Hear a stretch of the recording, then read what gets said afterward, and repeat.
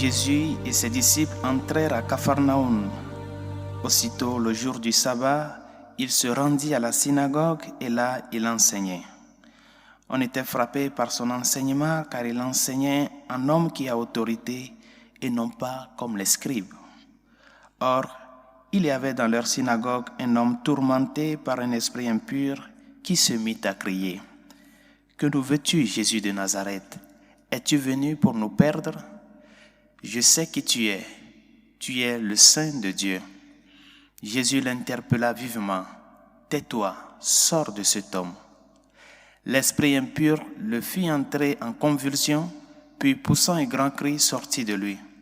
Ils furent tous frappés de stupeur et se demandaient entre eux, « Qu'est-ce que cela veut dire? Voilà un enseignement nouveau donné avec autorité.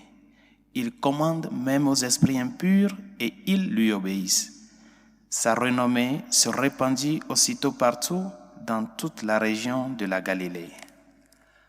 Acclamons la parole de Dieu. Louange à toi, Seigneur Jésus. Enseigner avec autorité signifie avant toute chose s'attribuer ou se proclamer propriétaire du message. C'est-à-dire que derrière le message, il y a la volonté et la personne de celui qui parle qui vibre. Sa volonté, sa personne vibre derrière le message. L'autorité avec laquelle Jésus enseigne et agit est une autorité divine parce qu'il est Dieu. Il n'attribue pas cette autorité à une autre personne, mais il agit de par lui-même comme Dieu qui vient à l'homme pour le sauver. Par conséquent, il est très important que toutes les fois que nous rentrons en contact avec le message du Seigneur,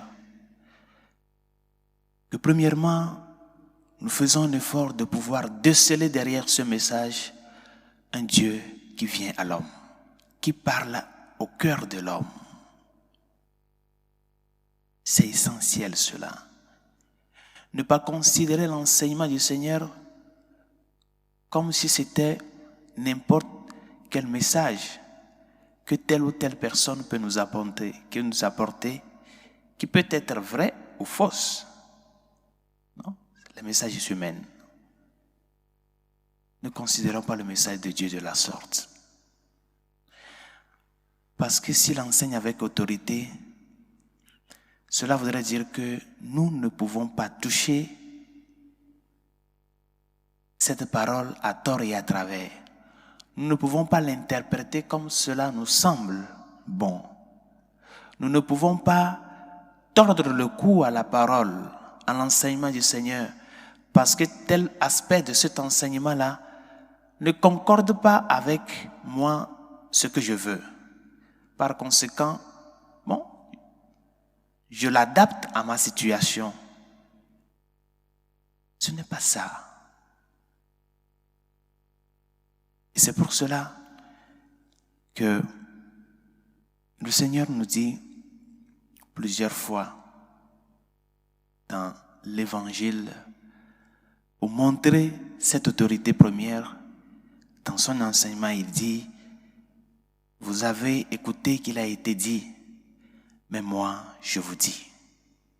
Mais moi, je vous dis. Ça là, c'est seulement un Dieu qui peut le faire. Vous avez écouté qu'il a été dit, mais moi, je vous dis, faites ceci.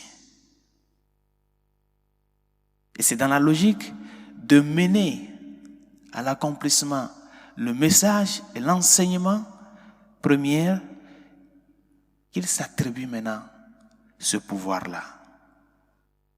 Pour que ce que Moïse a enseigné, qui est un enseignement bon, mais qui est juste quelque chose qui s'attelle à ce moment-là et à la situation qu'il y a. Ce message premier de Moïse, bien sûr que c'est Dieu qui l'a voulu ainsi, parce que nous sommes dans la logique de l'avancement de cheminement du plan de salut, ce message maintenant parvient à sa plénitude en Jésus-Christ. C'est pour cela qu'il se dit, moi je vous dis, pour pouvoir rentrer dans cette logique de la plénitude de l'enseignement. Mes chers amis,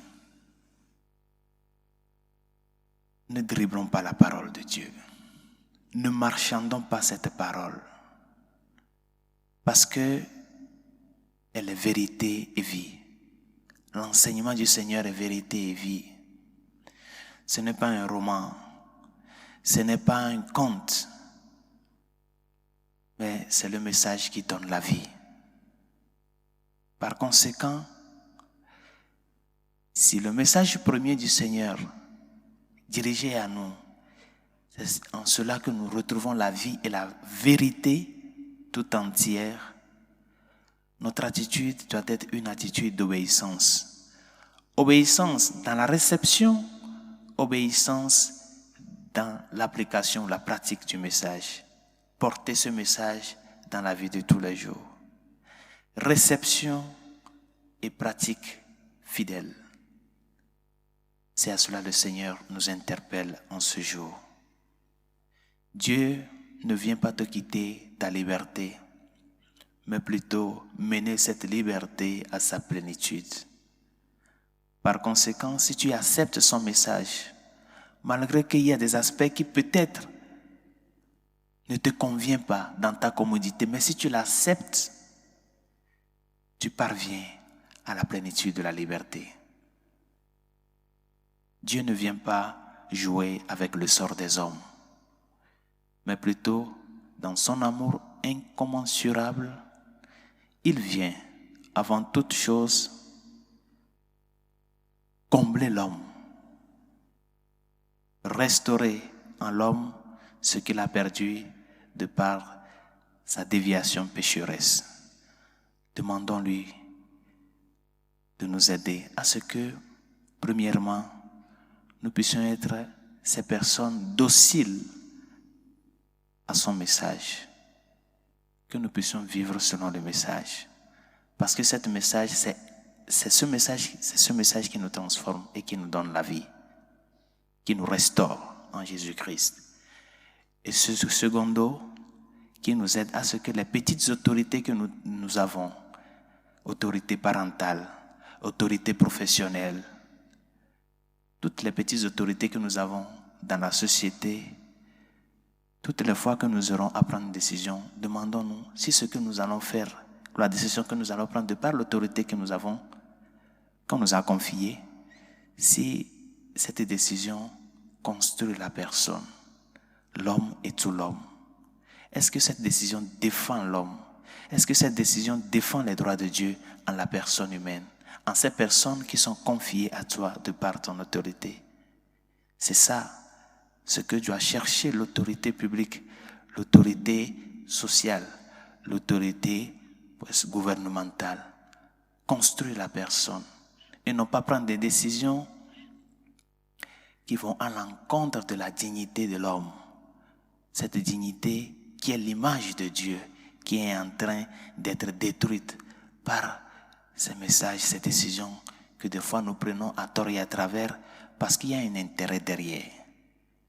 Le Seigneur est l'unique qui a l'autorité plénière.